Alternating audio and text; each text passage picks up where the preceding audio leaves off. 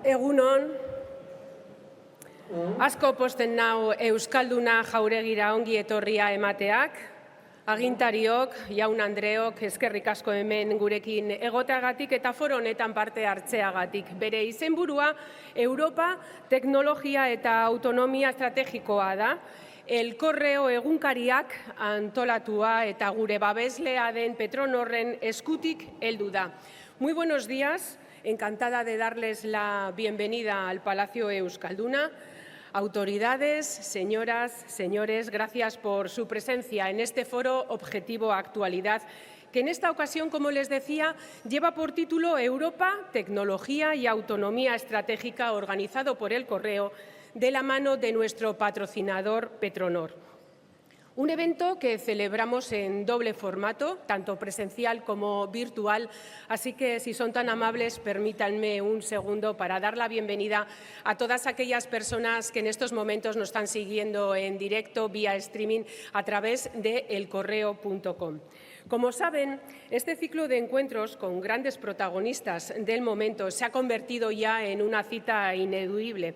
Hoy contamos con la presencia del presidente ejecutivo de Telefónica, Marc Murtra, a quien queremos agradecer que haya aceptado esta invitación y deseamos que sean muchas más. Mila esker, Murtra jauna. Bueno, pues antes de comenzar, nuestros organizadores y patrocinadores quieren darles la bienvenida a este foro. Les va a saludar en primer lugar el presidente del Correo, don Enrique de Ibarra.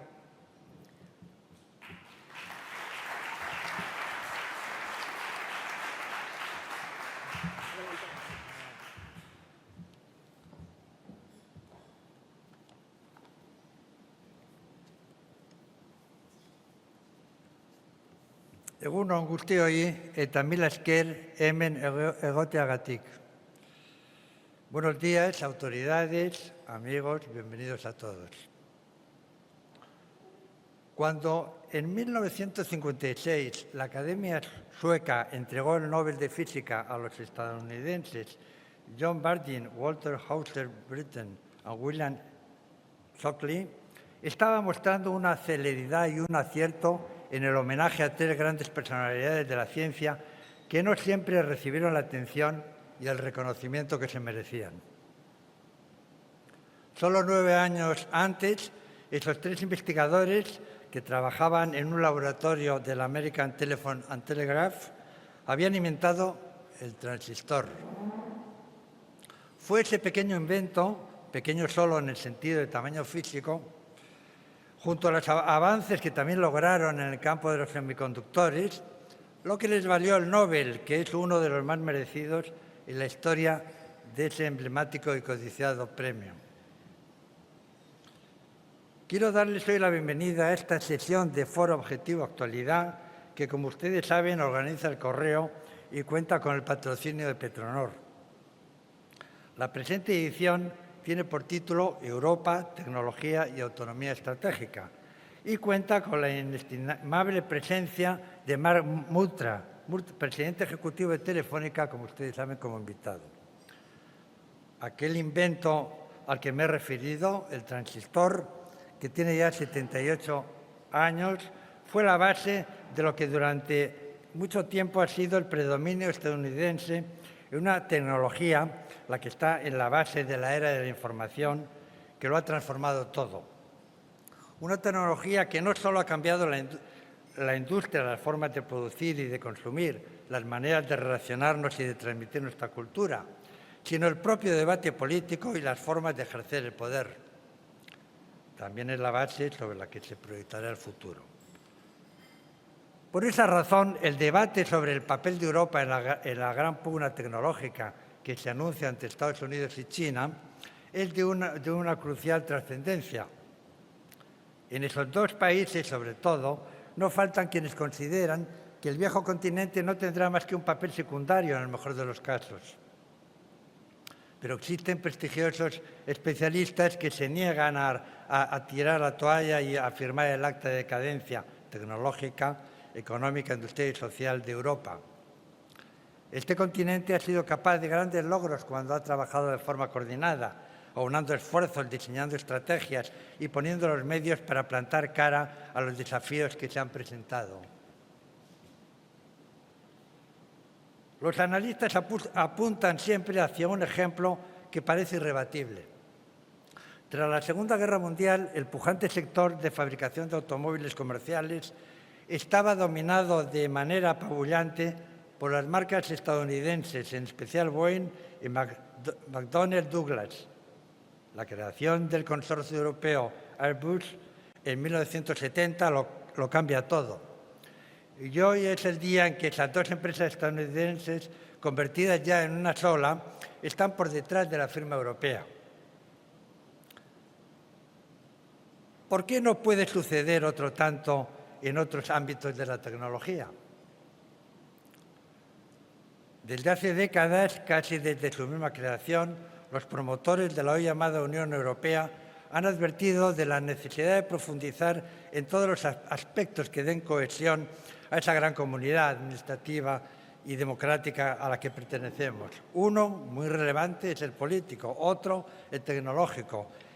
Y en este, la colaboración entre los sectores público y privado, que tan buenos resultados da siempre más allá de algunos ajustes que a veces parecen inevitables, es del todo necesaria.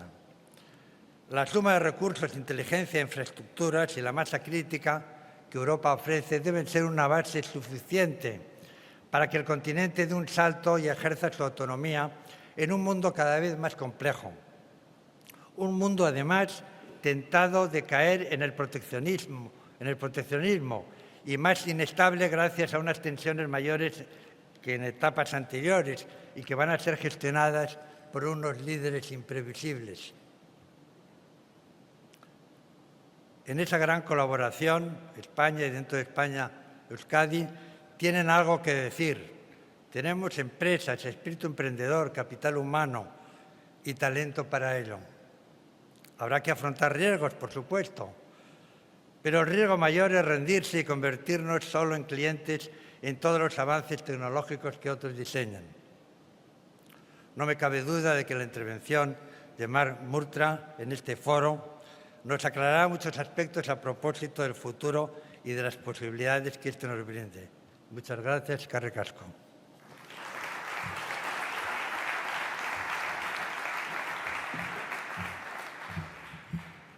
Eskerrik asko, de Ibarra jauna. Bueno, les da la bienvenida a continuación el presidente de Petronor, Emiliano López Atxurra. Petronorreko presidentea, mesedez, zurea da hitza orain, nahi duzunean.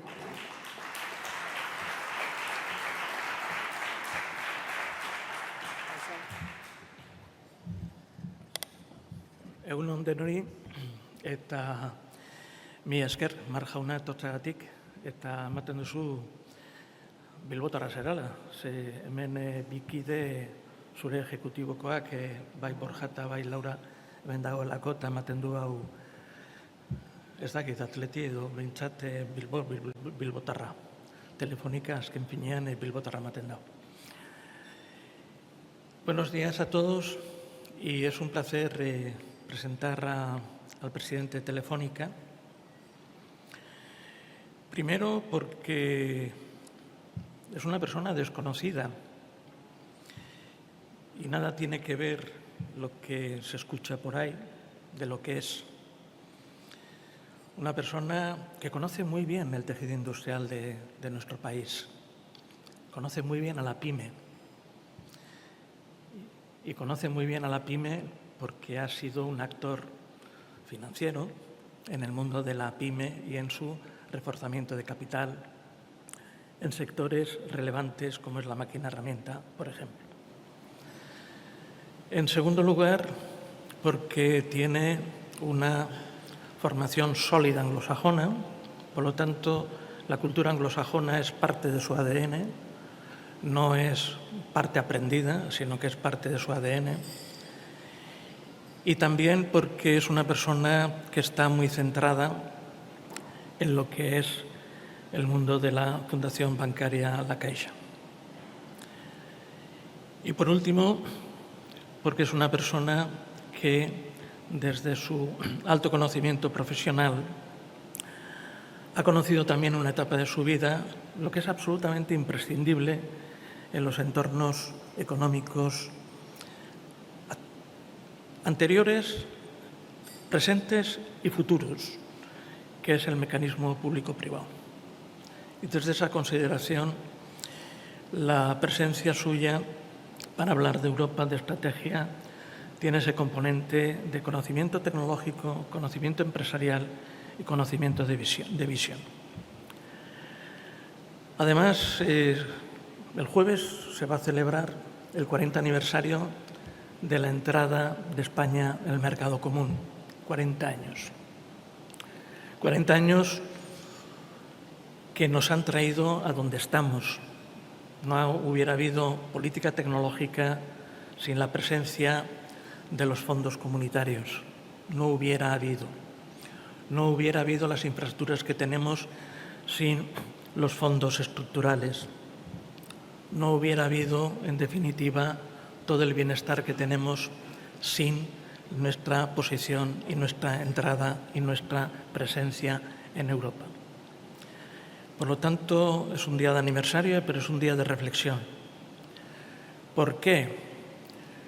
Porque Europa es un proceso dinámico y les recomiendo a todos ustedes que lean las memorias de Jean Monnet y sobre todo en sus conclusiones finales, porque nos dan la pauta de lo que es el proyecto europeo. No hay que inventarse nada. Lean ustedes las memorias de Monnet y sobre todo el final, porque no hay que inventarse nada. En segundo lugar, hablar de lo que es el proceso europeo es hablar también de la relevante actuación de altos funcionarios españoles. En un momento concreto, en los 90, dos directores generales, el de Política Agrícola Comunitaria y el de la Política Regional, gestionaban el 95% del presupuesto comunitario. Dos españoles, Cook y Silva, Eneko Landaburu. Y en estos momentos hay grandes funcionarios comunitarios que son españoles. De otro lado, la posición europea es absolutamente necesaria porque sin Europa no hay futuro. Y lo digo bien claro, sin Europa no hay futuro. En términos de dimensión, porque en un mundo de 8.000 millones de personas con hambre de futuro, nosotros somos 450 millones. Y si ampliamos al espacio europeo a países de la EFTA, seremos 525 millones. Por lo tanto, ese es nuestro desafío: competitividad y articulación de un mercado interior. Y para eso no hace falta ir a los informes Draghi y Letta. Eso está dentro del ADN europeo. De otro lado, tenemos que saber que en esos 450 millones europeos, la comunidad ibérica tiene 68 millones de personas con hambre de futuro, y esos 68 millones hacen equivalente a Francia, a Italia y no a los 85 que tiene Alemania, pero es mucho más que Polonia. Por lo tanto, también nos está diciendo la geografía económica y la geografía física que nosotros somos actores relevantes, pero que nos obliga a unirnos. Y cuando el presidente de Telefónica nos va a hablar de futuro, hay que repasar el pasado. La estrategia de Lisboa del 2000, hace 25 años, ya nos había dicho qué es lo que había que hacer. Cuando se habla del Internet, se habla de Estados Unidos. No, quien popularizó el tema del IP fue Estados Unidos, pero quien popularizó o quien hizo las 3 W eran un británico y un belga. De otro lado, la estrategia de Lisboa, que nos marcó un escenario de tecnología y de desarrollo. Ese escenario de tecnología y desarrollo se ha ido diluyendo por razones que serían largas de explicar y que nos han llevado, después de la crisis financiera del 2008 al 2012, a una situación de 10 años de diferencia con respecto a Estados Unidos. 10 años de diferencia, que las tenemos que recuperar. En un mundo donde estamos en mejores condiciones que hace 40 años, en mejores condiciones que hace 70 años. Y para eso también hay que recordar que la crisis actual es una crisis que también se produjo el año 55.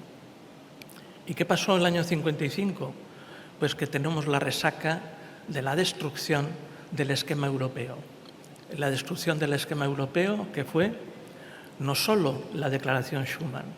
La Declaración Schuman fue inmediatamente continuada por el Plan Beben, que hablaba de defensa, que dio lugar a la Comunidad Europea de Defensa. Por lo tanto, lo que ahora escuchamos de tecnología, defensa y energía como elemento de seguridad está ya en la cumbre de Mesina, que dio origen al Euratón y al Tratado de Roma. Por lo tanto, no inventemos nada, sino que está marcada la hoja de ruta. Lo que hace falta son decisiones que conlleven a la constitución del mercado único y a un entorno de competitividad donde la regulación no tiene que hacerse en mentalidad neocolonial, como si el mundo estuviera a nuestro servicio. Al contrario, la regulación tiene que servir para consolidar los proyectos de competitividad y, en ese sentido, las telecomunicaciones, como bien se ha dicho históricamente desde la crisis del COVID, pero también por los informes Letta y Draghi, son transición digital, transición energética y seguridad y defensa.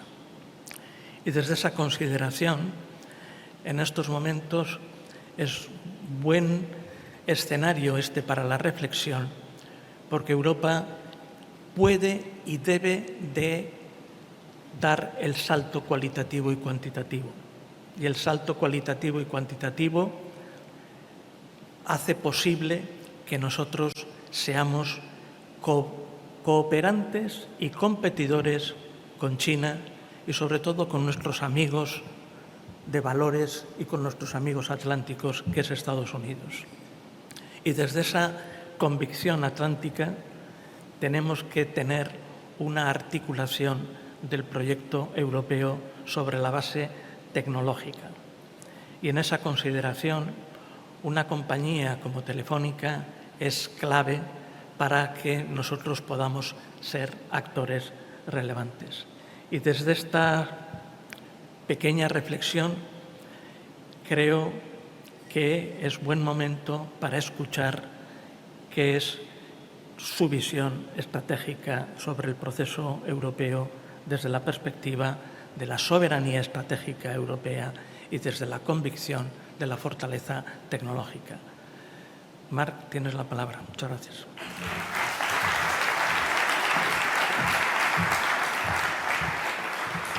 Mila esker, zure hitzengatik. Bueno, después de las palabras del presidente de Petronor y los saludos de bienvenida, vamos a dar comienzo a este foro, Objetivo Actualidad. Les recuerdo que después de la intervención del presidente ejecutivo de Telefónica va a tener lugar un coloquio que estará moderado por el director del Correo, Óscar Villasante. Murtra jauna, zurea da hitza orain, nahi duzunean. Señor Murtra, cuando quiera, le cedo la palabra.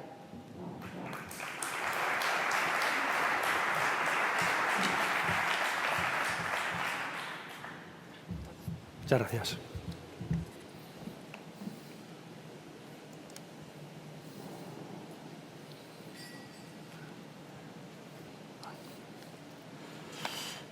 Es un placer estar aquí.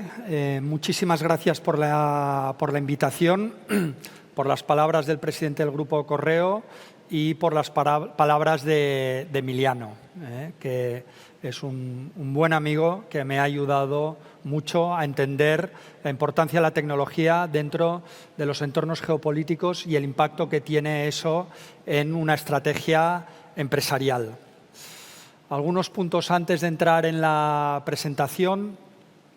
Comentar que Euskadi es importante para Telefónica y me atrevo a decir que Telefónica es importante para Euskadi.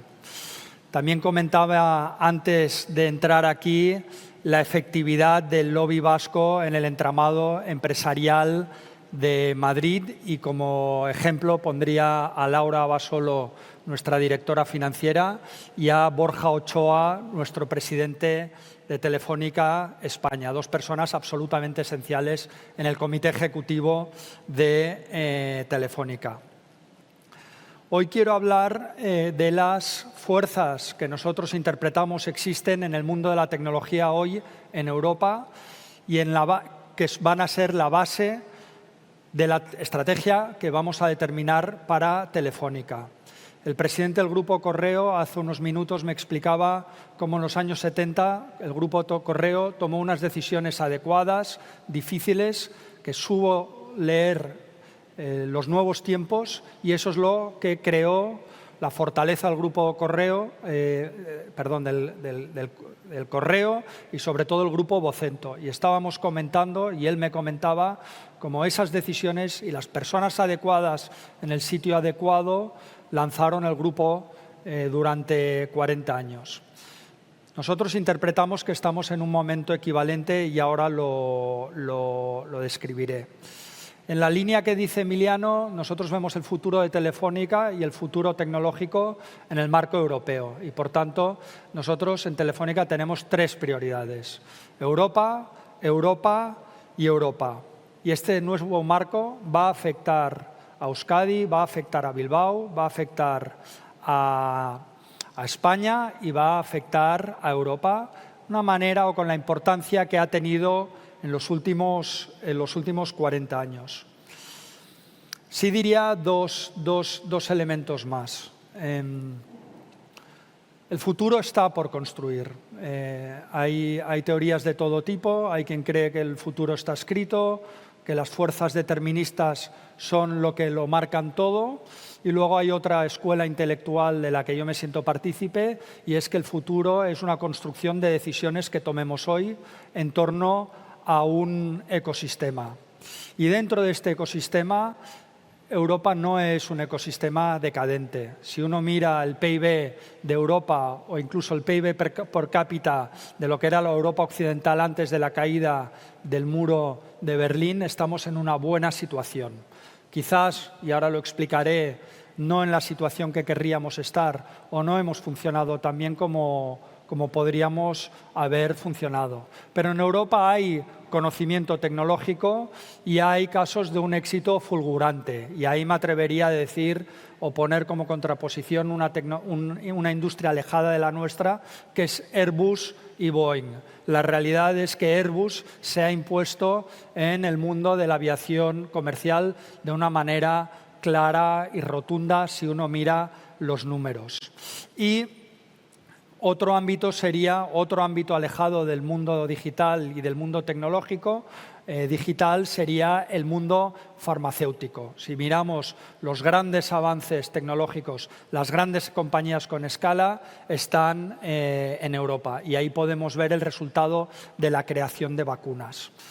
Otro asunto muy diferente es el ámbito digital y ahí vengo a hablar de si el marco en el que estamos, y ese es el marco que los Estados han lanzado y que la Comisión Europea ha lanzado de hemos de tener autonomía estratégica, eso significa que hemos de tener la capacidad de tomar las decisiones políticas que los europeos queramos tomar.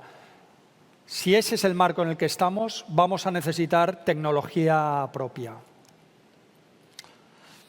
Si uno estudia y mira la diferencia del PIB per cápita de los últimos 25 años, podemos ver que la distancia entre la Unión Europea y los Estados Unidos en 25 años se ha incrementado notablemente. Ha habido un crecimiento del 50%.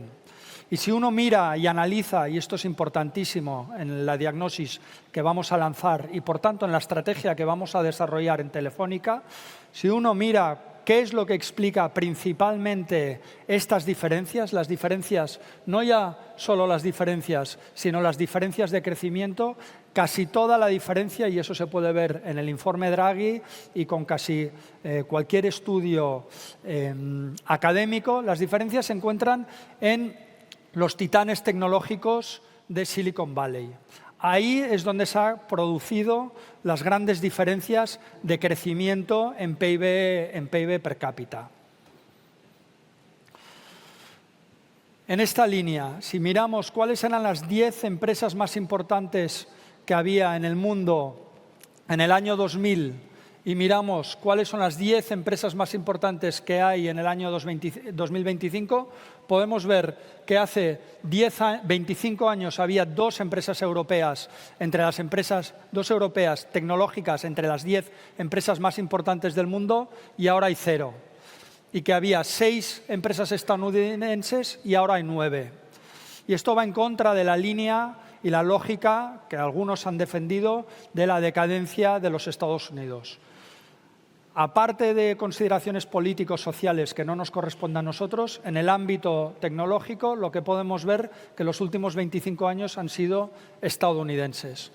El tamaño de las esferas corresponde al tamaño de la capitalización bursátil. O sea, además podemos ver que los últimos 25 años han sido muy buenas para las grandes empresas estadounidenses y han sido principalmente tecnológicas. O sea, podemos ver que de las 10 empresas más importantes del mundo, en el año 2025, 9 eran estadounidenses. La que no es estadounidense es Aramco, que es la petrolera saudí. Pero si vemos y ampliamos el foco a las 25 empresas más importantes del mundo, podemos ver como hace 25 años 8 eran americanas y 3 europeas, y 25 años después tenemos una europea en el ranking de las 25 empresas más importantes del mundo. Y si lo ampliamos a 50 empresas, la historia es la misma. Bajamos de 5 a 2, de 17 a 15. Y si lo ampliamos a 100, la historia es la misma. En Estados Unidos pasan de 19 a 24, esto en el cuarto de siglo de la eclosión extraordinaria que ha ocurrido en China, y en Europa pasamos de 9 a 5. Entonces, los puntos que yo voy relacionando son menor crecimiento del PIB per cápita, se nos escapa los Estados Unidos, mayor presencia de grandes gigantes tecnológicos en el panorama mundial, grandes gigantes estadounidenses, y menor presencia de grandes empresas europeas.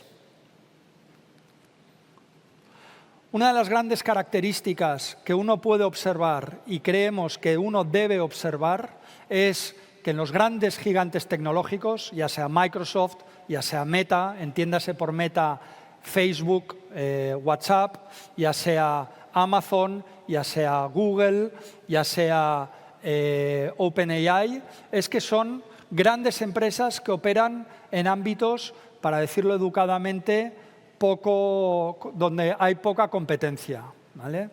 Si yo pidiera, si podéis levantar la mano, ¿quién de vosotros utiliza como buscador principal Google? ¿Vale? ¿Quién de vosotros tiene como teléfono un teléfono que tenga de sistema operativo Android o un sistema operativo iOS? ¿Vale? ¿Quién de vosotros trabaja en empresas donde la competencia es feroz?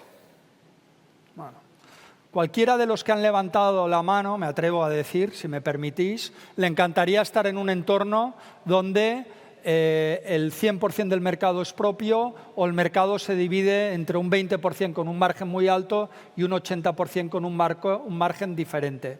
Esto, para los que tenemos un origen liberal en lo económico, es un poco chocante, ¿no? Lo que habíamos llegado a entender es que las fuerzas del mercado producirían los mejores resultados. Pero si miramos en los últimos 25 años, lo que estamos viendo es que las fuerzas transformadoras tecnológicamente las están creando titanes tecnológicos que operan en ámbitos de poca competencia. Y sigo.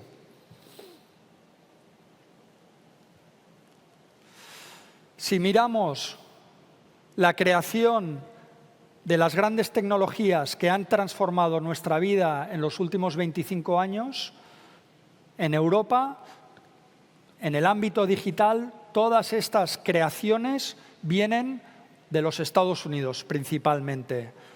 redes sociales, buscadores, sistemas operativos, inteligencia artificial generativa, hiperescaladores, luego lo veremos. Eso significa que desde un punto de vista de la autonomía estratégica estamos en una situación extraordinariamente frágil. Si miramos los hiperescaladores que se utilizan en Europa son principalmente Microsoft, Amazon o Google. Eso significa que las bases de datos de la Diputación General de Vizcaya, de Telefónica y de prácticamente cualquiera de las empresas en las que estamos hoy utilizan tecnología basada en Estados Unidos. Y esto lo dice alguien que es de origen extraordinariamente atlantista. Nosotros no entramos en consideraciones sociales o políticas. Como ciudadanos interesados podemos tener nuestra propia opinión, pero como compañía nosotros escuchamos y recibimos cuál es la política declarada en el ámbito que nos concierne, que es la tecnología, y ahí sí tenemos una opinión profesional. El uso de tecnologías en ámbitos estratégicos de Estados Unidos no es compatible, esa es la realidad, con una autonomía estratégica fuerte. Y si observamos qué es lo que ocurre en China, podemos ver que la situación es diferente. Ahí, en los últimos 25 años, en 25 años solo, han sido capaces de crear, por ejemplo, hiperescaladores. Si vemos una de las revoluciones que tenemos en marcha, que es la inteligencia artificial, también podemos observar cómo se ha creado la inteligencia general generativa como fenómeno en gran parte de Silicon Valley de Estados Unidos, y eso tiene pinta, y estamos seguros que marcará los próximos 20-25 años, y la han generado OpenAI, financiado por Microsoft principalmente, Microsoft que opera en entornos de muy poca competencia. No pediré levantar las manos, pero me apostaría a una cena donde queráis que todos los que usamos un PC utilizamos un sistema operativo Microsoft y todos los que utilizamos un Apple utilicemos un sistema operativo Apple. Y eso es un mercado con poca competencia. Gemini ha sido financiado por Google y ahí sí que hemos visto una muestra arrasadora que parte de un monopolio natural que es el de buscador. Monopolios creados con mucho riesgo en su momento, con mucha inteligencia y con mucha capacidad tecnológica. Y si vemos DeepSeek, DeepSeek es la solución de inteligencia artificial generativa creada en China, que es un sistema sociopolítico, digamos, tajantemente diferente al nuestro. Eso ocurre lo mismo, lo comentaba, con los sistemas operativos, ocurre lo mismo con la ciberseguridad. En Telefónica gestionamos la ciberseguridad de toda la información que pasa por nuestras redes, que es toda, pero con productos que no son europeos. La inteligencia artificial generativa, la capacidad computacional, la conectividad satelital, las redes sociales, los hiperescaladores, los buscadores e Internet as a Service. La realidad es que cualquiera de estas tecnologías es esencial para que podamos operar en nuestra vida privada y en nuestra vida profesional tal y como lo entendemos hoy, y la realidad es que toda esta tecnología ha sido creada fuera de Europa en los últimos 20-25 años. Nosotros hemos hecho un mapa de lo que serían todas las tecnologías digitales, y la realidad es que las tecnologías digitales en Europa son abrumadoramente de los Estados Unidos. Y todas estas tecnologías digitales han sido creadas no por startups, no por pymes, sino apoyadas por startups y pymes, pero lideradas por titanes tecnológicos que operan en espacios de poca competencia. Y si miramos qué es lo que ocurre en China, podemos encontrar algo que puede sorprender a algunos y a otros no, pero es que tienen buscadores propios, hiperescaladores propios, sistemas operativos propios, tienen soluciones tecnológicas en todos estos ámbitos propios, que han creado con su particular entender de cooperación público-privada, pero lo han creado desde gigantes y titanes tecnológicos, como Huawei, como Alibaba y como otros. Para la creación de estos titanes tecnológicos podemos observar que se necesitan 3 elementos en los que en Europa hemos de avanzar si queremos que eso ocurra. Primero, inversión. Tiene que haber mercados de capitales sofisticados. Y eso no es solo una cuestión de voluntad, sino es una cuestión de una cadena muy compleja de confianza. La mayoría de los ahorradores europeos, españoles y vascos confían más en los mercados de capitales de los Estados Unidos que en los mercados de capitales europeos. No es un tema de confianza, de tener muchos documentos sobre los que firmar, sino es un asunto de credibilidad, de funcionamiento y de escala. Tienen una capacidad, los titanes tecnológicos y el entorno y el ecosistema, de asumir riesgos y errores ante sus grupos de interés. Eso significa ante los ejecutivos, ante su consejo de administración, ante sus inversores, ante sus propios equipos y ante los medios de comunicación. Creo que no explico nada. Emiliano comentaba sobre mis orígenes anglosajones. El acercamiento al error y al término fracaso, que no sé cómo es en euskera, pero en castellano y en catalán tiene un sentimiento casi bíblico de irremediable, de irreparable, el término fracaso. La realidad es que el riesgo va parejo al retorno.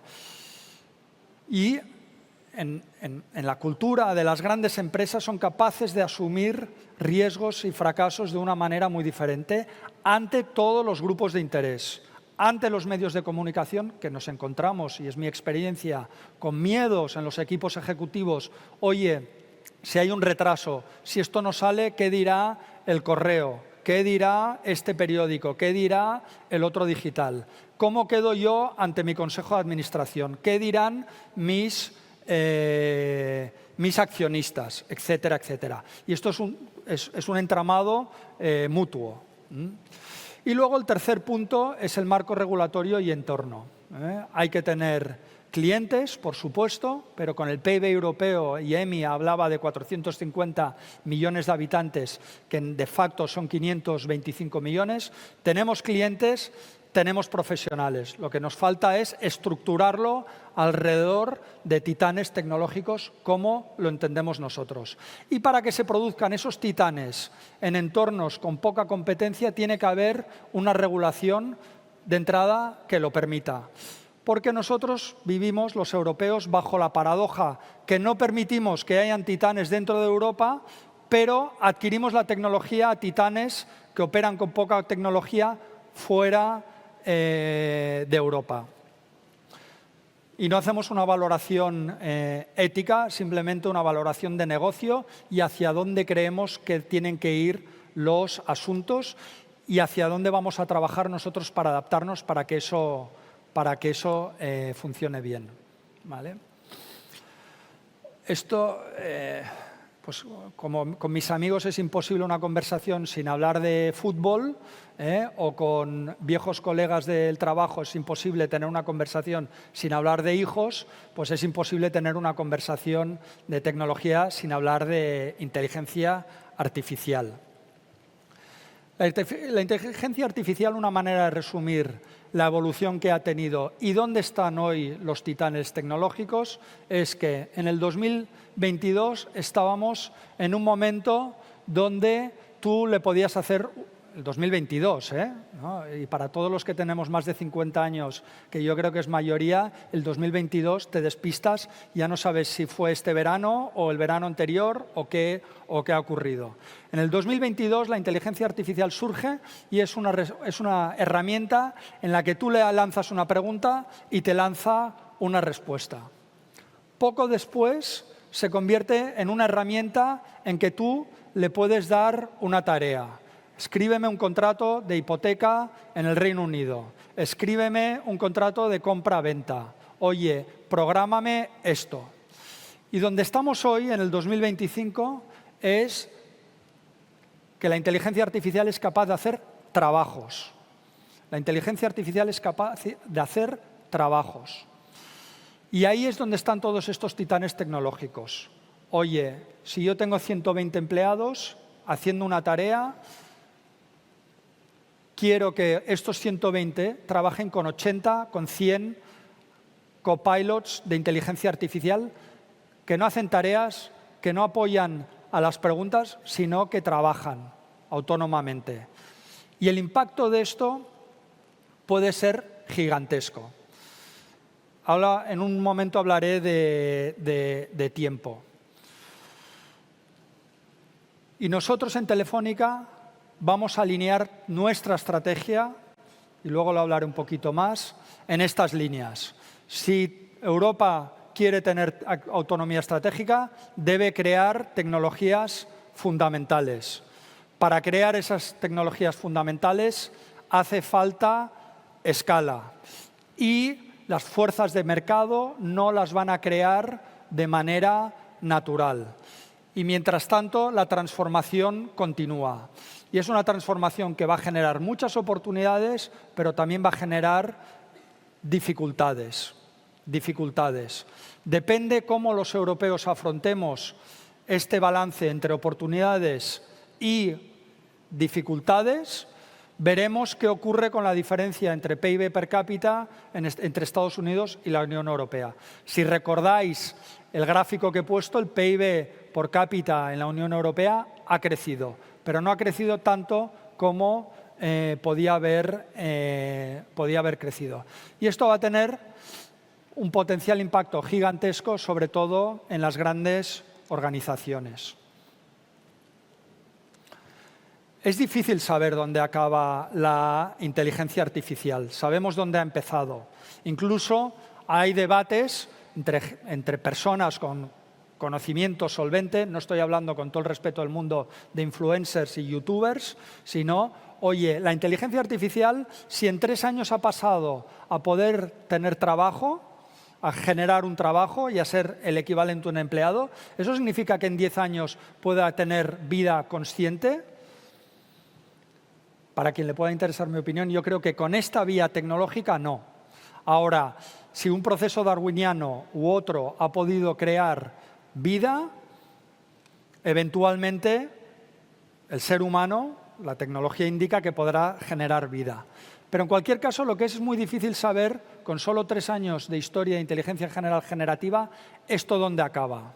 Esto dónde acaba. Porque en solo 3 años lo que estamos viendo es que empresas como Microsoft apuestan toda su estrategia a que la mitad del trabajo dentro de Microsoft lo van a hacer robots de inteligencia artificial. Y por robots me refiero a software intangible. La mitad. Y tienen planes de crecimiento y de ambición.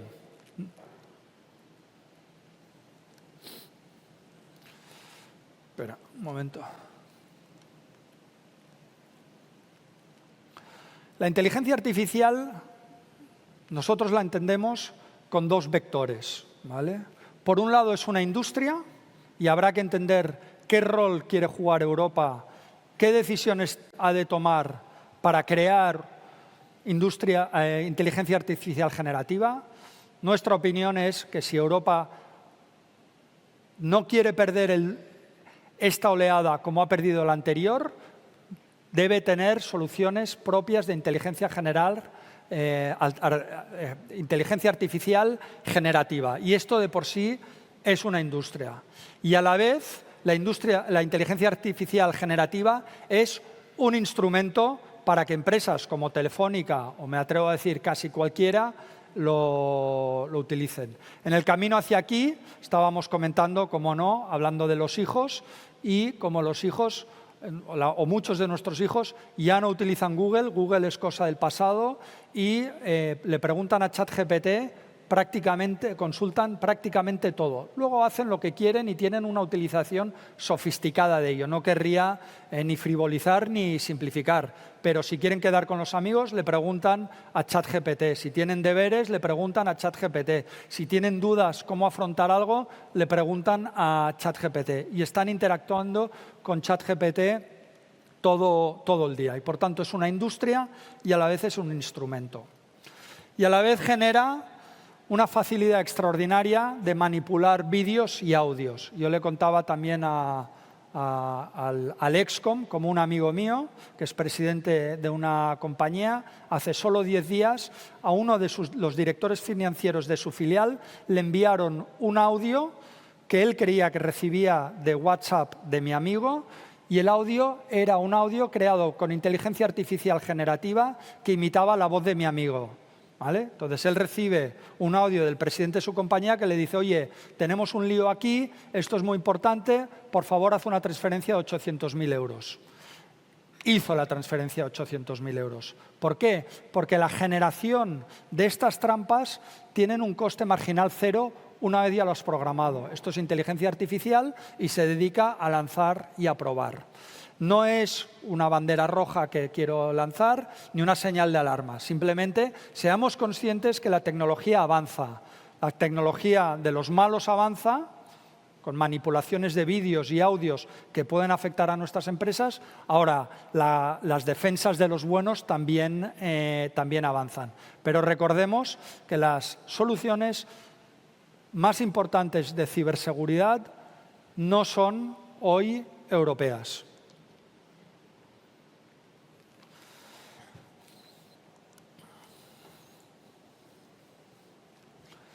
Esto a la vez va a tener un impacto directo en las redes, en la gestión de las redes. Toda la información de la inteligencia artificial, toda la información que utilizamos entre nosotros pasa por las redes. Y, por tanto, tenemos la obligación, si queremos ser tecnológicamente autónomos, de prever hacia dónde va el futuro. Coches autónomos. Si queremos que un coche autónomo pueda conducir por las calles de Bilbao, va a tener que tener unas latencias, eso significa el tiempo entre que el coche le lanza una pregunta por el semáforo o detecta si cruza un niño corriendo y tiene la respuesta, muy cortas, muy diferentes a las que tenemos hoy, ¿vale?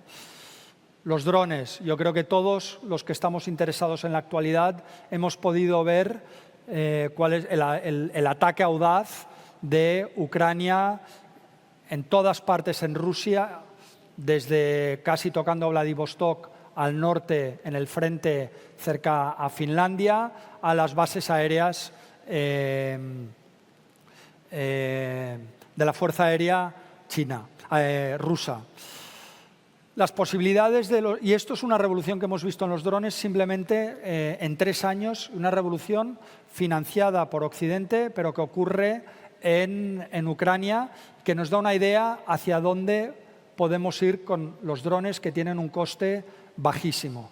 Pero si queremos que vayan drones circulando por nuestro espacio aéreo, vamos a tener que adaptar las redes a esas situaciones. Sensores de Internet of Things o gemelos digitales son algunos de los ejemplos. Y la realidad con la que nos encontramos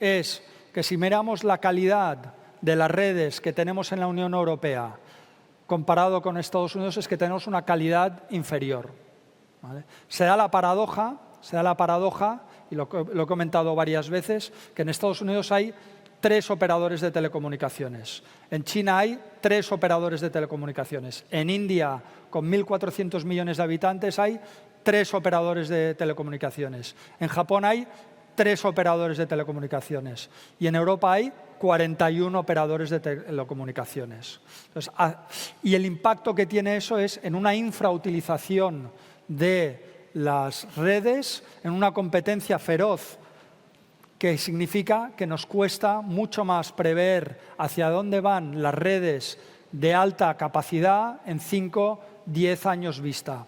Y la realidad que nos hemos encontrado los europeos, que nos despertamos en un momento Sputnik, donde resulta que ha habido una revolución tecnológica en el ámbito digital y nos hemos convertido en clientes de tecnología ajena. Y la realidad es que impacta en las calidades de las redes en las que trabajamos e impacta en el tamaño de las empresas que tenemos. ¿Hacia dónde va todo esto?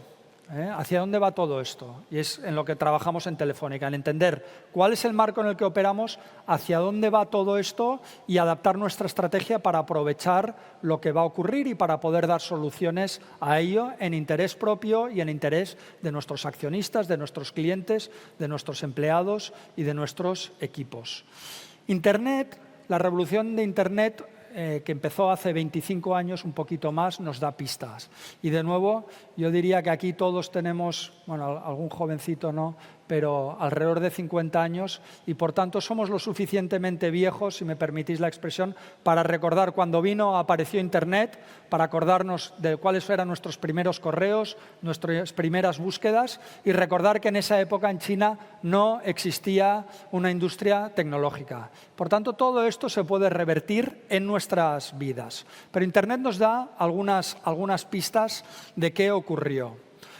Yo, que estaba muy metido ya en el mundo de la industria tecnológica y digital hace 25 o 30 años, entendíamos hacia dónde iba todo. Yo apliqué a una universidad en Estados Unidos y lo apliqué en un sobre, en un papel firmado, y ya veíamos y ya me decían, esto es de los últimos años, todo esto lo harán los jóvenes a través de Internet. Ya cuando estábamos en clase, tú tenías que pedir papeles para decir quiero ir a esta clase y a esta no. Ya te decían, no, esto en Internet será diferente.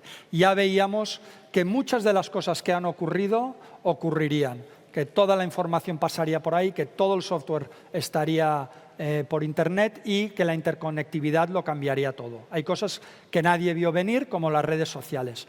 Pero uno de los asuntos es que si bien lo que son las grandes líneas se podían ver venir y así se hizo, habían libros, conferencias, pensadores, académicos, lo que nadie acertó es la velocidad del cambio. Había una idea que el cambio pasaría en 5 o 10 años y la realidad es que han pasado 20 o 30. O sea, hay todavía cambios que están por venir, que están en proceso de aparecer.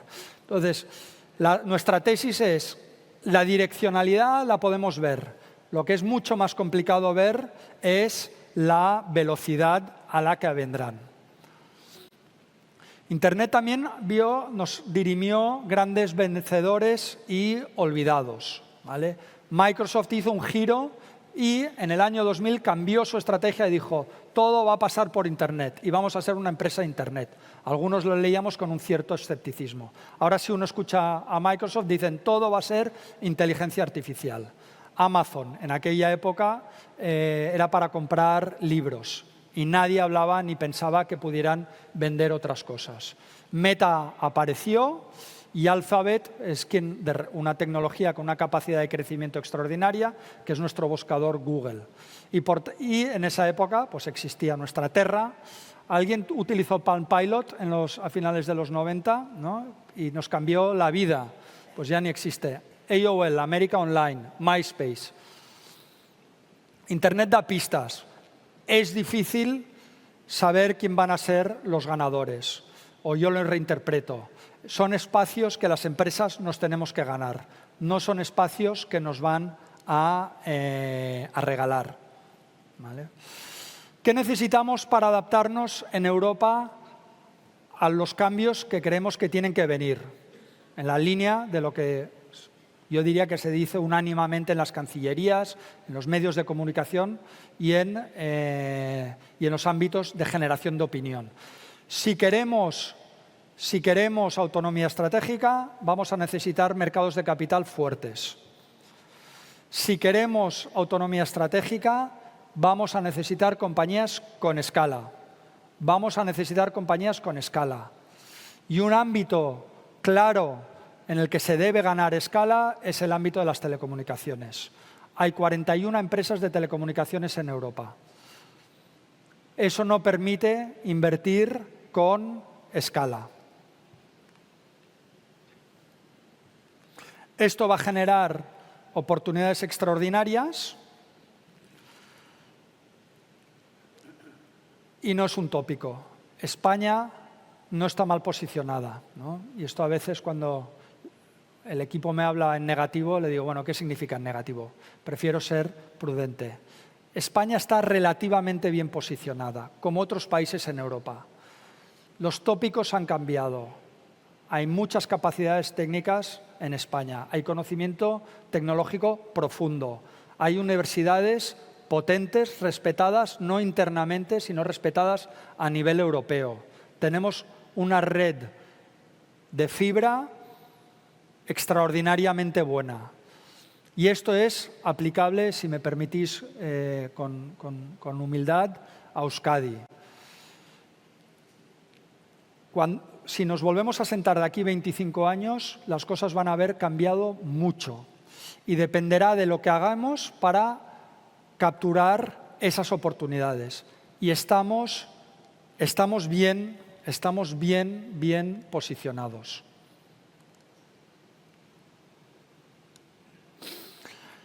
Rechazar los cambios, en nuestra opinión, es contraproducente. Ninguna opción estratégica tiene consecuencias que son todo positivas. Y esto también es importante entenderlo. El agregado va a ser positivo. Y además, esto es una cuestión de la pasta de dientes que ha salido del tubo, el espejo que se ha roto. La inteligencia artificial ha aparecido, no la vamos a hacer desaparecer. Alguien podría decir, uy, era mejor como vivíamos antes. Yo recuerdo en los años 90 hablaba con mi abuelo y le decía, oye, abuelo, ¿tú qué te gustaría? Y él me decía, que todo fuera igual a hace 50 años. Yo pensaba, ostras, pero si eso era la posguerra. Pero eso es lo que él quería. Y hay gente que está en ese marco mental. Yo quería mucho y respetaba mucho a mi abuelo. Pero la realidad tecnológica existe, independientemente de si nos gusta o no nos gusta. Yo, como se ha dicho aquí antes, creo que se vive mejor ahora que en los años 70 o que en los años 50. En el agregado. Rechazar lo que va a venir es contraproducente. Nos va a hacer más pobres y nos va a hacer encajar con peor capacidad las oportunidades que vienen. Pero también es importante entender que si bien el agregado va a ser positivo bajo mi punto de vista profesional, eso no significa que las oportunidades van a ser buenas para todo el mundo. Y ahí depende de los sistemas económicos sociales, qué es lo que queramos hacer con las personas que se queden atrás. Por decir un ejemplo que quizás es un poco gráfico y un poco superficial, pero si uno era un criador de caballos en el año 1900 y podía ser un excelente profesional, una excelente persona y trabajando muy bien, ese mercado desapareció. Ese mercado desapareció y tú podías haber invertido todo tu capital, habías invertido toda tu vida y en 10, 20 años desapareció. Pues eso es lo que va a ocurrir en algunas profesiones. Rechazar eso o asumirlo con miedo, en nuestra opinión, va a ser contraproducente. Hay que adaptar la regulación a lo que viene, tanto en términos de poder crear empresas con escala, como en términos de poder tomar las decisiones a la velocidad adecuada. Y no vengo con un discurso ni antirregulatorio ni nada por el estilo. Oye, ahí pues, están los foros de Internet para que todo el mundo opine. No estoy diciendo, porque además no creemos en ello, que no deba haber regulación. Entendemos muy claramente las necesidades y las ventajas de la regulación. Pero si todo va a cambiar, no sabemos a qué velocidad. Internet tardó 20, 30 años y, por tanto, esto no es que mañana nos despertaremos y veremos coches volando por Bilbao. Pero si todo va a cambiar, hemos de ajustar la regulación. Y sí que yo, como presidente de Telefónica, hago una llamada a menudo en este ámbito, ¿vale? Una de las cosas importantes que vamos a hacer en Telefónica es vigilar bien los tempos a los cambios. Ni esto va a cambiar todo en 3 meses, ni se va a mantener todo igual los próximos años. Y, por tanto, hay que mantener bien puestos los ojos, o eso es una recomendación que hacemos y de lo que vamos a hacer en la pelota, ¿vale? Si queremos que haya autonomía estratégica, debe haber un plan. Debe haber un plan y parte de ese plan se debe conocer, ¿vale? Nosotros conocemos cuáles son los objetivos, somos muy conscientes de que nada de esto es fácil y que es más fácil y divertido opinar, y no lo digo como una bromita a nuestros amigos periodistas, sino todo esto es muy complicado, es difícil, no hay mucha información y hay muchas cosas que hacer. Yo creo que el objetivo marcado es claro y lo que nosotros abogamos es que exista un plan al que nosotros nos podamos adaptar. Nosotros creemos que sabemos hacia dónde van las cosas y hacia dónde tienen que ir, y en ese sentido vamos a adaptar Telefónica a ese plan. Y es en ese sentido que hacemos una revisión estratégica. Telefónica. Nos vamos a centrar en lo que sabemos hacer bien, nos vamos a centrar en nuestros mercados, entendiendo hacia dónde creemos que va el mundo. Tenemos nuestros planes secretos también y tenemos nuestra lectura de muchas cosas. Y eso es lo que quería compartir con vosotros. Como resumen, ha habido una revolución tecnológica en la que Europa no ha participado en los últimos 20-25 años, ha participado como usuario y como cliente, pero no como generador. Esta revolución tecnológica la han creado titanes tecnológicos con una enorme escala. Si Europa quiere autonomía estratégica, debe participar de la revolución tecnológica y va a necesitar empresas con gran escala, y ahí va a estar Telefónica. Muchas gracias.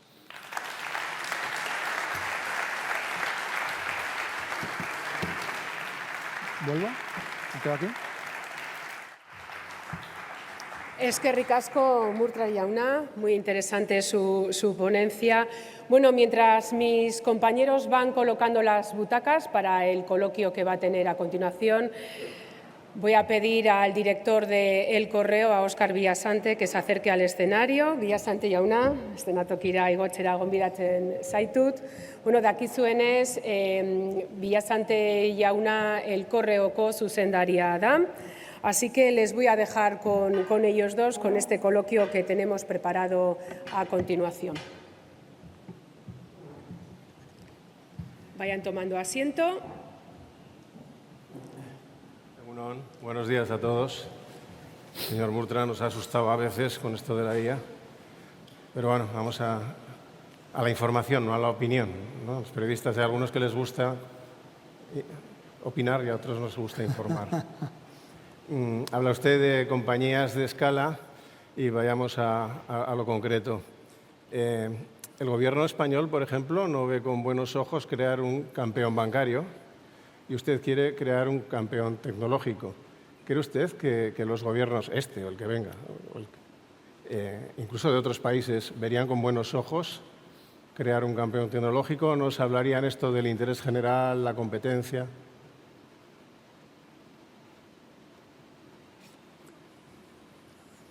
Yo diría, o sea, del ámbito bancario y financiero no es mi ámbito de competencia, pero diría que los bancos son una cosa diferente a gigantes tecnológicos. Son gigantes o grandes empresas con balances altamente regulados. Y no tengo claro cuál es la opinión del Gobierno de España en este ámbito, que tampoco sigo específicamente. Respecto a Telefónica y el mundo tecnológico, esto afecta a muchas instituciones. Y los cambios que creemos que tienen que ocurrir necesitan la participación de muchas instituciones. Incluye reguladores, incluye el legislativo, incluye la Comisión Europea, incluye la voluntad de diferentes gobiernos, ¿no? Yo en las páginas que he comentado, pues he hablado de hiperescaladores, de inteligencia artificial, de buscadores, de sistemas operativos, pero no he hablado de otros ámbitos. En España hay 4 grandes operadores de telefonía, hay una decena de lo que ustedes llaman operadores móviles virtuales, así. ¿Cuántos cree que debe haber para que esté garantizada la competencia? Bueno, o sea, yo diría aquí dos cosas. Una es cuál debe ser la prioridad europea. Si la prioridad es crear tecnología y crear capacidad industrial, crear relaciones con las universidades y anticiparse al futuro y tener la capacidad de crear lo que va a regular, lo que va a gestionar o cogestionar nuestras vidas personales y profesionales, la prioridad debe ser que haya grandes compañías de telecomunicaciones. Y lo que nos indica el mercado en el mundo es que el número óptimo para eso es 3. Si miramos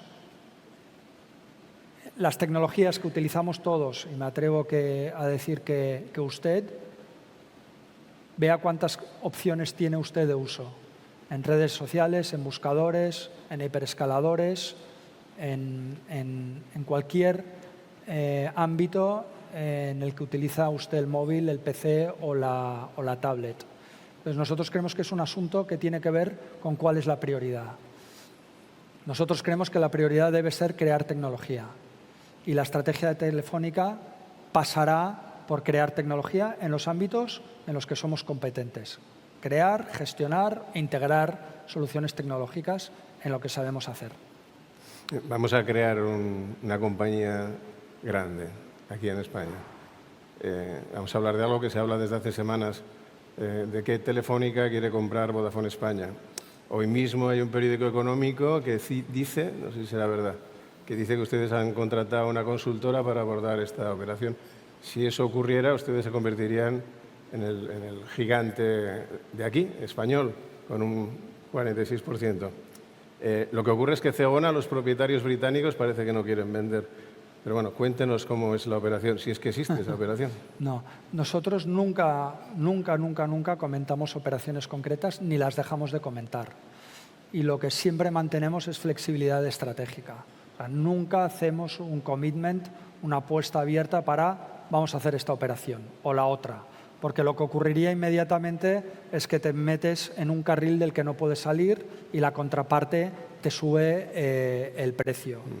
Y nosotros siempre mantenemos la flexibilidad estratégica, significa decir que no a operaciones que nos interesan y siempre mantener más opciones. Y esto es aplicable a la especulación que comentan hoy y a tantas otras que ha habido en los últimos meses y que me atrevo a decir que ocurrirán. Nosotros operamos con gran sigilo y secreto respecto a cualquier tipo de operación. Entendemos que además que nunca dependen ni siquiera solo de nosotros ni de una contraparte, sino dependen de más. Y por tanto, el ruido pues genera incomodidad y a veces un poco de distracción, pero no afecta a nuestra estrategia ni a nuestra capacidad de decisión. Me quedo con que ha dicho que es una especulación al tiempo. Usted heredó una deuda de 27.000 millones y en los últimos meses se ha desprendido de filiales en Sudamérica, creo que en 4 países, en Argentina, en Colombia, en Uruguay, en Chile. ¿Qué intención tiene esto? ¿Busca usted frenar las pérdidas que tenía en esos países? ¿Busca amortizar deuda? ¿Busca liquidez para especular alguna operación? No. ¿Cuál es la intención? El anuncio de dejar Hispanoamérica es del 2019. Pero si usted me pregunta cuál es el objetivo de estas decisiones que hemos tomado, es foco, es centrarnos en Europa. Los mercados hispanoamericanos son muy diferentes a los mercados europeos. Y nosotros lo que queremos es centrarnos en los mercados europeos, simplificar nuestro portfolio y centrarnos ahí donde creemos que somos los mejores operadores. Si miramos el caso de España, Telefónica España es un benchmark europeo de grandísima calidad. También operamos con mucha efectividad en Alemania y en el Reino Unido. Y nuestro foco ahora mismo son estos mercados, siempre manteniendo la flexibilidad estratégica. En Brasil no les iba tan mal. Somos líderes en el mercado de Brasil y es un core, pero ahí lo que nosotros entendemos es que se ha hecho un grandísimo trabajo y vamos a continuar haciéndolo. No preveemos cambios disruptivos en los próximos años. Entonces, el foco que estamos dando es, oye, Hispanoamérica tiene unas características muy particulares, donde nosotros no hemos sido el mejor operador de la historia y lo que vamos a hacer es centrarnos en Europa para aprovechar nuestro conocimiento y nuestras capacidades en Europa. La acción de Telefónica se había desplomado un 60%. Usted en los meses que lleva ha revalorizado un 10%. 20. Un 20, perdón, me corrige, muy bien, muy bien. Aún así, resulta preocupante que se puedan repetir operaciones como la del Fondo Soberano Saudí, ¿no? Que se haga con casi un 10% de una compañía estratégica española por, voy a poner yo también entre comillas, apenas 2.200 millones y que tenga que intervenir el Gobierno.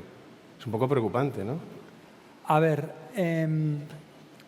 los porcentajes siempre dependen del momento, ¿no? Decía el 60%, pues todo esto depende del momento en el que se escoja. Yo soy un gran creyente en que nosotros lo que nos hemos es de centrar en nuestro plan de negocio en generar caja y después los mercados reaccionarán.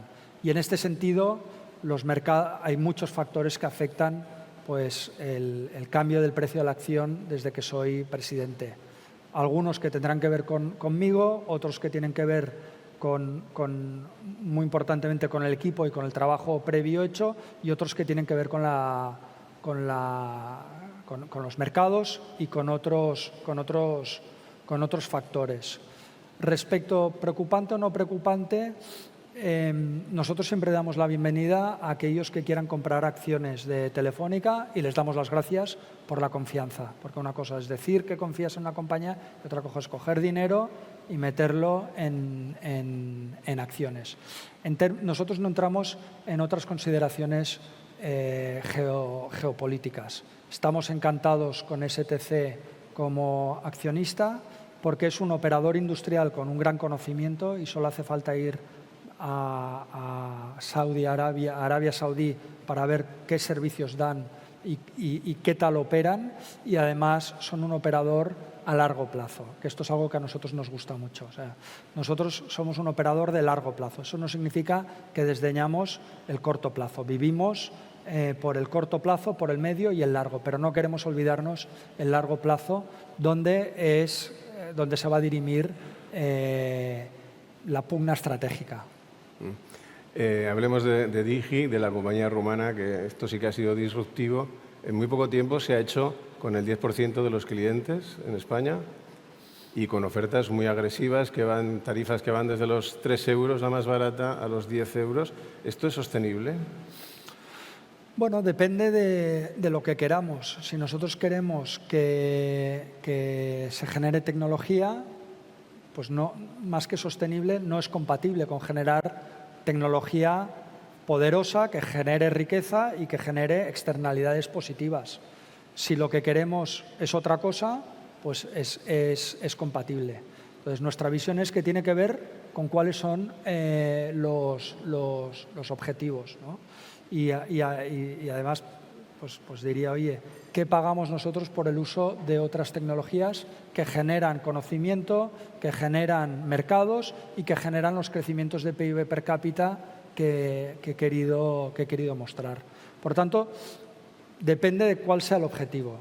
Si lo que Europa quiere es generar tecnología propia, nosotros creemos que el mercado tiene que adaptarse para generar tecnología propia. Si lo que Europa quiere es, y lo digo respetuosamente y simplifico por el foro en el que estamos, lo que quiere es, oye, compañías que sean muy buenas en marketing y en paquetizar, y hoy ahora esto y ahora lo otro, pues entonces pues la situación es diferente. Es cliente suyo, además.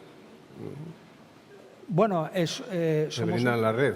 Somos un mercado que siempre somos muy promiscuo, aquí y en todas partes. Si nosotros tenemos una red infrautilizada, la comercializamos con las condiciones adecuadas. Hace unos meses entró el plan del Gobierno, el plan antiestafas del Gobierno, y los operadores, ustedes, han neutralizado en estos meses 14 millones de llamadas, de mensajes fraudulentos. Creo que a partir de hoy nos van a dejar de dar el tostón en la hora de la siesta con las llamadas comerciales. Ustedes la semana pasada, creo, sufrieron un hackeo importante. Lo importante de dónde... Bueno, no sé, 12 millones de registros de clientes, dicen, por Chile. Dicen, ¿no? Dicen, serán especulaciones también. Pero, ¿son seguros nuestros móviles? Yo la pregunta es, ¿son seguros nuestros móviles? A ver, son diferentes asuntos y son importantes. La tecnología ofrece más oportunidades a la gente que quiere generar fraude y la automatización también. Ahora, la tecnología y la formación ofrece soluciones y, por tanto, esto siempre con la tecnología es un proceso darwiniano. Los operadores tóxicos o ilegales van generando soluciones que nosotros algunos las vamos preveyendo y otras las vamos solucionando, ¿vale? Pues nosotros ofrecemos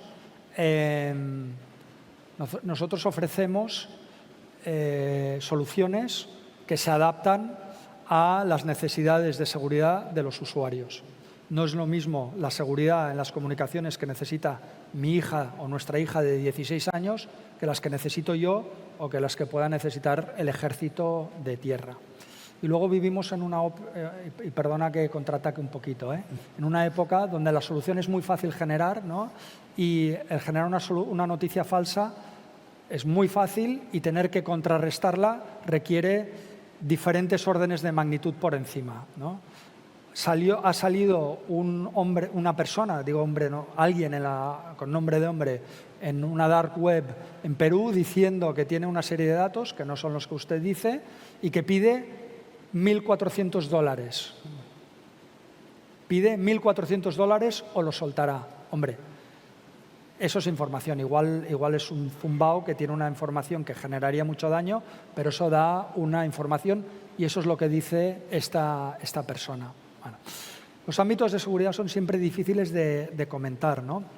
Si uno dice, oiga, en Bilbao hay por decir, hay una alta seguridad viaria, solo falta que lo diga para que haya un accidente justo aquí delante. Y la aviación civil es muy segura y es mucho más segura que otros tipos de aviación, pero cuéntaselo al que pierde un ser querido, ¿no? Pero la realidad, en términos de análisis, lo importante es entender que la dosis es el veneno. En términos generales y específicos, en España tenemos una red extraordinariamente segura. Y en los países en los que operamos en Telefónica tenemos una red extraordinariamente segura y tenemos una reputación en los diferentes ámbitos de que sea así. Ahora, una red en la que hay millones y millones de personas y en las que algunos de los datos dependen de cómo gestionan los mismos empleados de Telefónica, los clientes, siempre va a haber incidentes. Lo importante es el grado y la dosis de incidentes.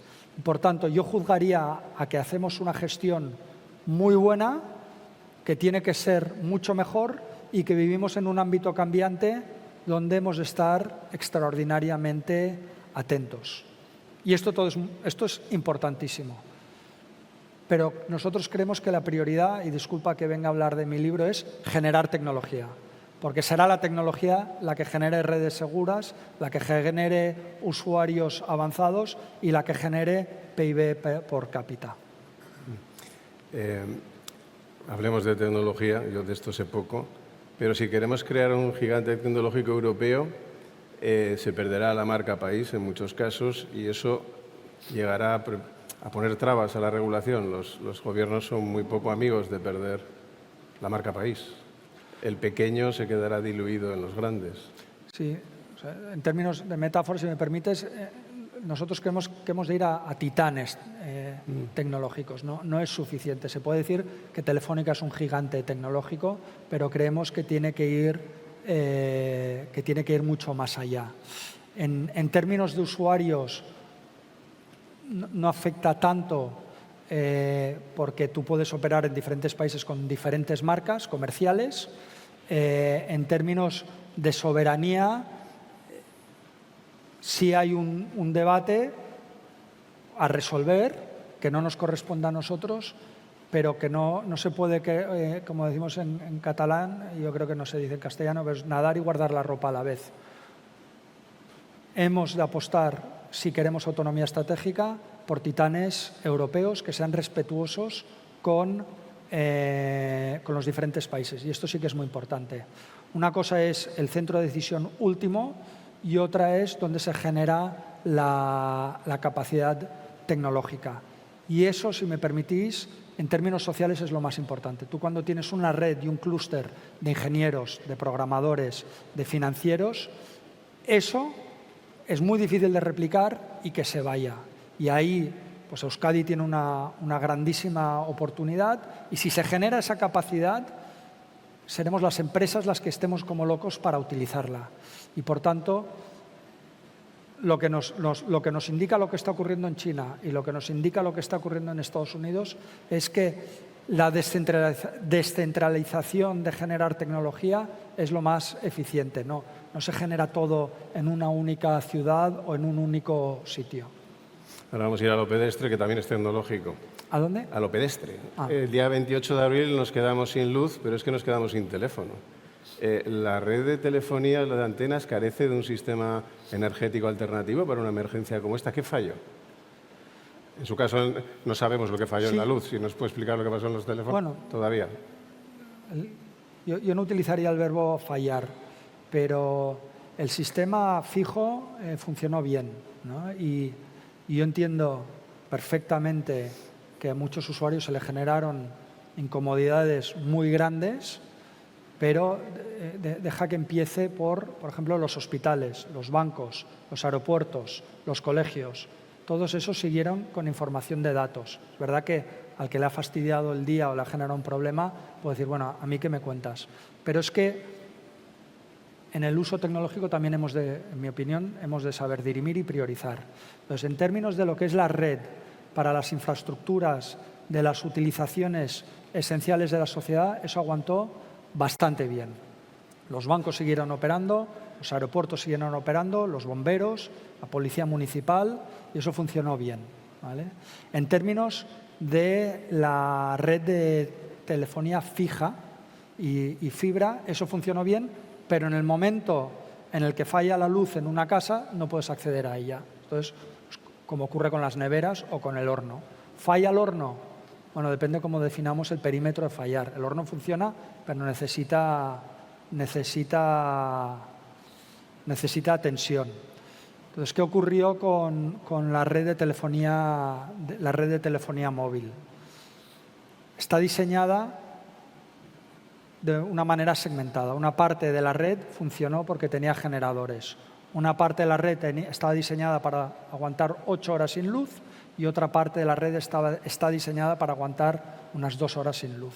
En el momento en que nosotros vemos que el apagón eléctrico va a durar, reducimos las capacidades de la red de telefonía móvil para que esas baterías duraran más. Simplificando mucho, capacidades 5G las bajamos a 2G, que generaron molestias que sentimos, molestias, incomodidades, problemas, dificultades que sentimos enormemente.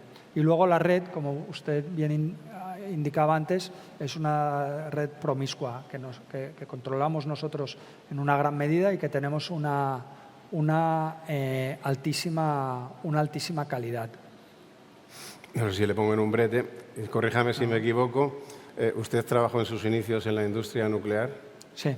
Pues, aprovechando el apagón, ¿qué opina usted de la prórroga de las centrales nucleares en España? ¿No tiene opinión?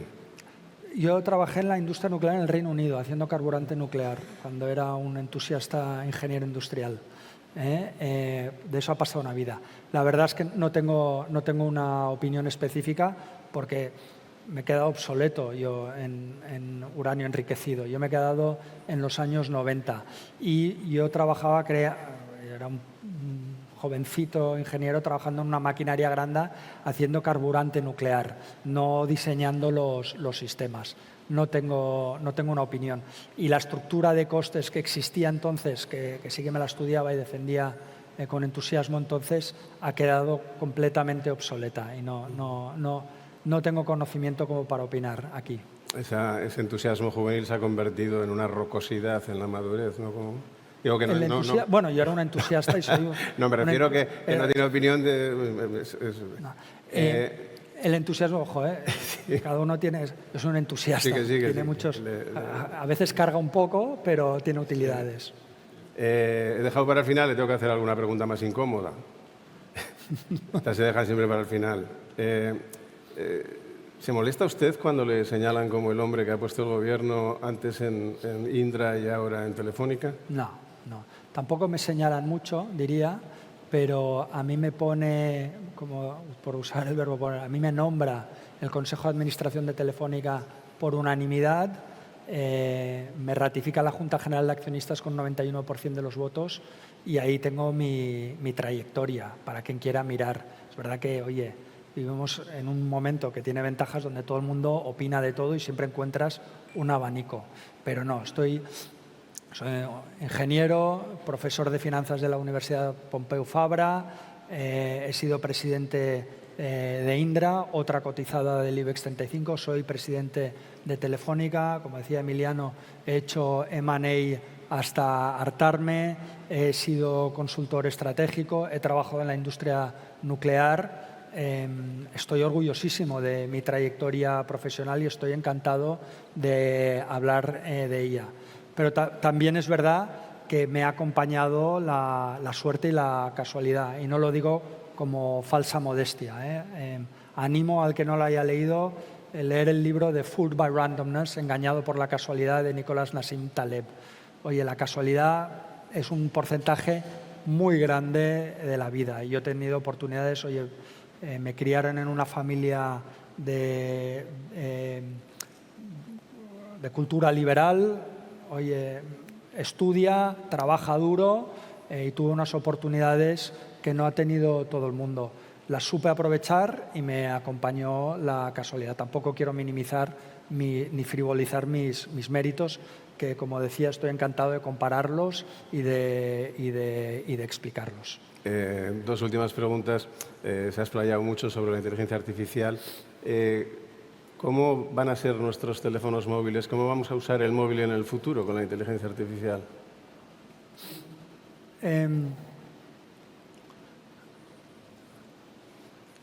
Vemos cómo van a cambiar muchas cosas. Por ejemplo, la interacción con ellos. Esta misma mañana me estaban explicando, pues, un alto ejecutivo de Telefónica, me decía, oye, mira, hay una app que utiliza inteligencia artificial que tú le subes un documento y te genera un podcast donde te explica el documento. Entonces, va a cambiar la interfase, van a cambiar las aplicaciones y van a cambiar las necesidades de las redes. Y eso es lo que nosotros estamos construyendo para tener un escenario en el que navegar y en el que apostar y priorizar bien nuestro CAPEX con muchísimo cuidado. También esta mañana había alguien que decía, bueno, es que a veces los proveedores Telefónica y piensan, bueno, aquí ha venido el tío Gilito, ¿no? Y no, nosotros contamos, no es que al último euro, el último céntimo con una disciplina de hierro. Entonces, todo esto va a cambiar mucho. Hay algunas cosas que sabemos cómo van a cambiar y otras que no lo sabemos. Pero no lo va a cambiar en 2 meses, pero tampoco seguramente en 20 años. Entonces, la última pregunta, yo creo que es una buena noticia. Su predecesor en el cargo va a cobrar más de 32 millones de compensación por el cese. Espero que usted no le cesen, pero no le preocupe si cobra eso.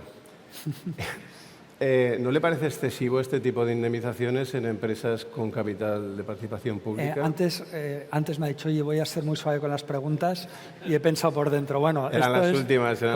Seré breve, ¿no? Eso normalmente es un aviso de que no se va a ser breve. Mire, lo que cobró mi antecesor es lo que firmó con el Consejo que le nombró presidente de la compañía 8 años antes. ¿Vale? Eso es lo que firmó. La decisión no es en el momento que sale, sino es en el momento que se firma. Y no comentaré demasiado sobre lo que decidió un consejo hace 8 años. Solo diré que Telefónica siempre ha tenido ambiciones europeas internacionales y se mueve en ese ecosistema y en ese entorno. Y eso es muy diferente. Bueno, la misma política de retribución de la compañía ha evolucionado mucho desde entonces. Pues nada, no tenemos mucho más tiempo. Agradecerle su presencia aquí. Ha sido muy interesante escucharle, es usted muy rocoso en las preguntas. Y agradecer a todos los presentes que hayan asistido. Y nada, desearles muy buen día a todos. Nada más por nuestra parte. Muchas gracias por la invitación. Muy bien. Gracias.